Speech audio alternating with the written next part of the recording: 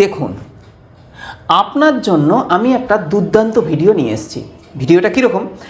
আপনি ফেসবুকে তো অ্যাড চালান, কিন্তু সঠিকভাবে আপনি অ্যাড চালাতে পারেন না, কারণ আপনি লিড অ্যাডটা সঠিকভাবে কীভাবে দিতে হয় সেটাই জানেন না।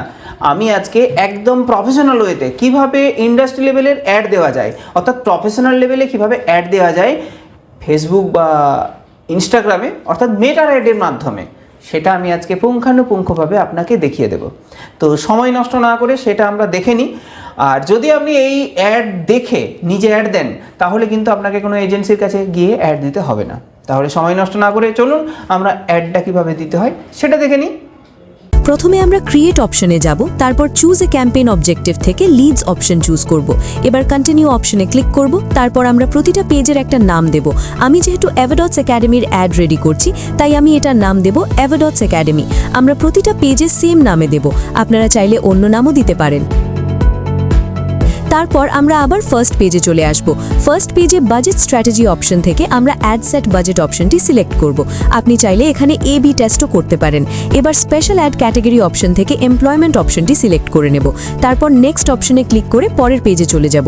এরপর আমরা কনভার্সন লোকেশন অপশন থেকে ইনস্ট্যান্ট ফর্মস অপশনটা চুজ করে নেব। তারপর আমাদের ফেসবুক পেজ সিলেক্ট করে নিতে হবে। আমরা যেহেতু এভাডটস একাডেমির অ্যাড চালাবো, তার জন্য এভাডটসের পেজ সিলেক্ট করে নেব। আমরা এখানে daily budget or life time budget option থেকে ডেইলি বাজেট অপশনটি সিলেক্ট করে নেব। তারপর বাজেট রাখবো 200। এরপর আমরা লোকেশন সিলেক্ট করব। আমি চাই আমার অ্যাডটা শুধু কলকাতার লোকেরা দেখুক, তাই আমি লোকেশন কলকাতা সিলেক্ট করলাম। আপনারা অন্য লোকেশনও অ্যাড করতে পারবেন। আর মনে রাখবেন, আপনারা কিন্তু এখানে পিনকোডও অ্যাড করতে পারবেন। এবার আমরা এখানে এজ সিলেক্ট করে নেব, জেন্ডারও সিলেক্ট করে নেব। আমি এখানে অল সিলেক্ট করলাম। তারপর আপনি এখান থেকে ডিটেল টার্গেটিং করতে পারবেন। মনে রাখবেন, আপনি যত বেশি ডিটেল টার্গেটিং করবেন, আপনার লিড কিন্তু তত বেশি ভালো আসবে। আমি এখানে স্টুডেন্ট এডুকেশন সিলেক্ট করলাম। এবার নেক্সট পেজে গিয়ে আমরা ক্রিয়েট ফর্ম অপশনে ক্লিক করব। তারপর আমরা ফর্ম নাম দেব। এরপর নেক্সট অপশনে ক্লিক করে ফর্মের গ্রিটিং হেডলাইন আর ডেসক্রিপশন দেব। আমি এখানে কি দেব সেটা আগে থেকেই গুগল ডক্সে তুলে রেখেছিলাম। আমরা হেডলাইন আর ডেসক্রিপশন অ্যাড করে দিলাম।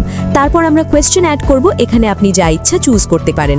আমি মাল্টিপল চয়েস অপশনটি চুজ করলাম। তারপর এক এক করে আমরা কোয়েশ্চেন অ্যাড করব।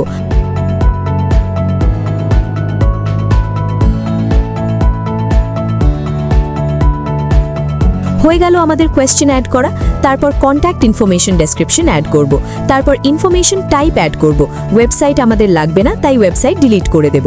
আপনারা চাইলে এখানে আরও বিভিন্ন রকমের ক্যাটাগরি অ্যাড করতে পারবেন। এরপর আমরা প্রাইভেসি পলিসি অপশনে গিয়ে যেই পেজ থেকে অ্যাড চলবে সেই পেজের লিঙ্কটা কপি করে এখানে পেস্ট করে দেব। আপনারা চাইলে কাস্টম নোটিস অপশন থেকে ডিসক্লেমার অ্যাড করতে পারেন। তারপর আমরা পরের অপশনে গিয়ে এন্ডিং হেডলাইন আর ডেসক্রিপশন অ্যাড করব।